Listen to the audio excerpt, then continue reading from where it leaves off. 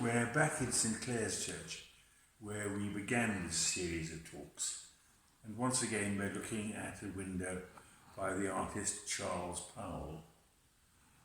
Appropriately for Eastertide, it's the account of the John's Gospel, chapter 20, verses 14 to 18, where the risen Jesus meets Mary Magdalene in the garden, but initially she fails to recognize him. All of the 6 windows here by Powell have the radiant angel and the trefoil at the top, but this is the only one where there's writing in it. Rabboni is the word spoken by Mary. As John tells us, it's Hebrew, or rather Aramaic, for teacher. The whole story revolves around recognition and understanding. Looking at the window, we might easily ask ourselves, how was it she didn't recognize Jesus? Because it does look pretty obvious to us. And painters have long found this a problem. One solution Rembrandt had, for instance, was to have Jesus wearing a wide-brimmed hat. Our window has a huge spade and wicker baskets to explain the gardener mistake. And if we look on the window as a whole, we can see that the further to the left one looks, then the darker the sky is.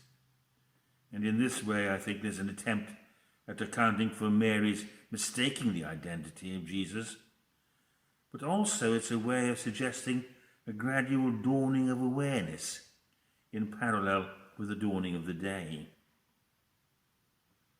The right-hand panel is the one where references to death are to be found.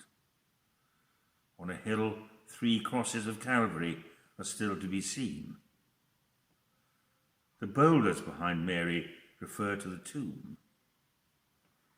And the huge urn with oil for anointing the dead body of Jesus seems to be fixing Mary to the ground.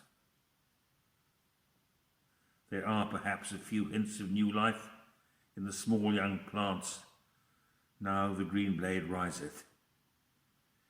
But more importantly, Mary is rather cautiously reaching out with her right hand, and at the same time directing our gaze into the left panel.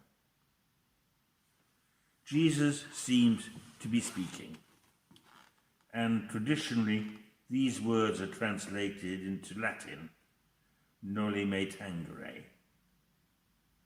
He seems to be holding one hand as if to stop her, and with the other hand he is gathering his cloak around him as he graciously steps aside away from her, his feet delicately choreographed in a manner befitting the Lord of the dance.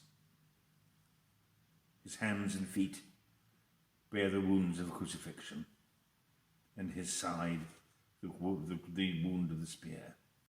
Some traditions within the church have long held it was Mary Magdalene who previously in the Gospel dried Jesus' feet with her hair, and another time anointed him with expensive oil. So the instruction here, do not touch me, implies a very changed relationship. How often in the past months have we heard of the distress and sorrow felt by those who wish to express their love by touch, either in greeting or sadly to signal parting?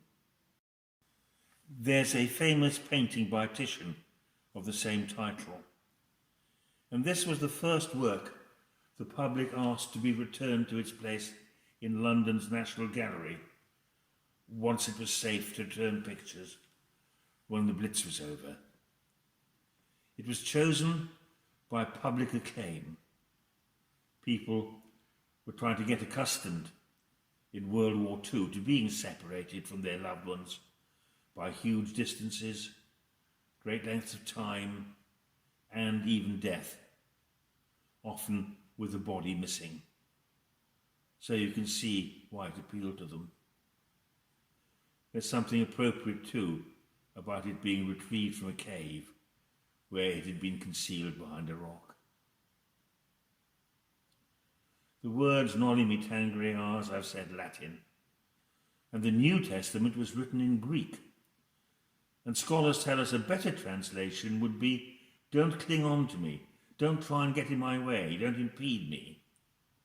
So we're not looking at a rejection of Mary by Jesus, but we're seeing that he's offering guidance about how to meet our risen Lord. So often talk of Jesus' resurrection seems to be focused mainly on Christ's tomb. Thomas Merton, monk and spiritual writer, observes that the tomb is not the place to look. It's the very place where Jesus isn't. In this story, it's only when Mary turns around away from the tomb that she begins to see the truth. Nor is this the only time when disciples fail to recognize Jesus, the risen Jesus, to begin with. Think of the travellers on the road to Emmaus, the disciples on the shore of Lake Tiberias. Easter hymns sometimes talk of the resurrection as Jesus being freed from prison. I used to think it was because it provided a convenient rhyme with the word risen.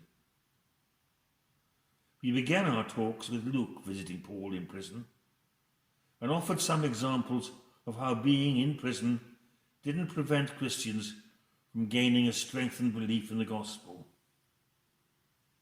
For me, the scene of Mary in the garden illustrates the dangers of restricting our faith to what is familiar and not realizing the new in many ways we are met and greeted by the risen Christ.